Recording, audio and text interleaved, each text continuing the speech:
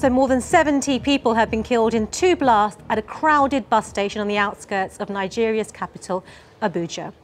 Eyewitnesses have been speaking to various outlets across the BBC during the course of the day, including radio stations. And here's what they've described from the scene. Just terrible. It was just terrible. We were just running helter-skelter.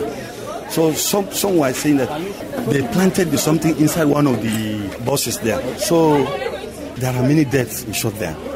Let me pull up a few tweets here, because obviously Twitter's been central to what's gone on this morning. The main hashtags have been Nyanya Blast or Nyanya Explosion, and people have been using it for various reasons. This has come through from Olatoyo80. He said, my car almost reached a point in the go slow when the bomb exploded. It shook the car. My wife got down and ran with the baby. So clearly scenes of panic there.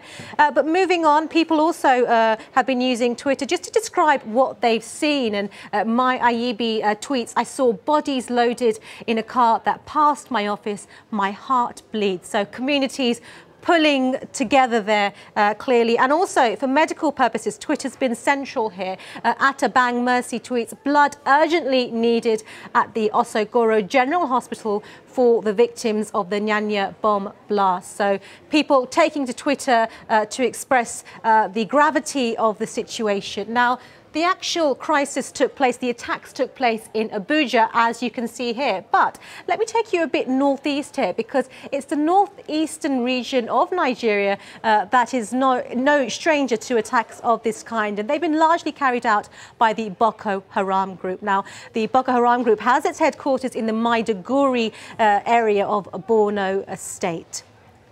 Now, let me bring you more on Boko Haram, specifically with what we call a graphics explainer here.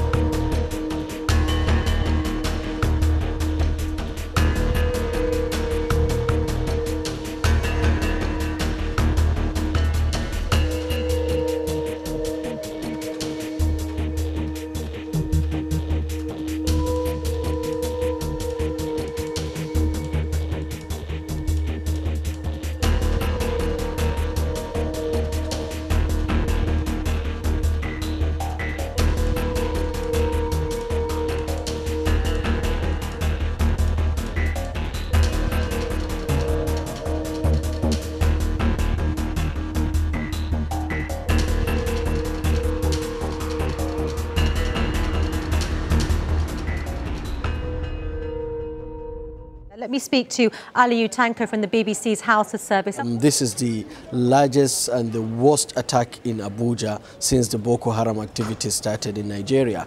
Now, you mentioned Boko Haram, but they haven't come out outrightly and actually said that they are responsible for this attack. What more do we know? Well, Boko Haram typically don't come out a day or hours after any attack to say they carried out any attack. They leave it until some days later. They come out with some video to say they carried out the attack. And even President Goodluck Jonathan blamed the attack on Boko Haram. So, and looking at the magnitude of it and looking at the scale of killings, one can rightly put his fingers on Boko Haram, because they have been doing it and they have vowed not to stop killing Nigerians.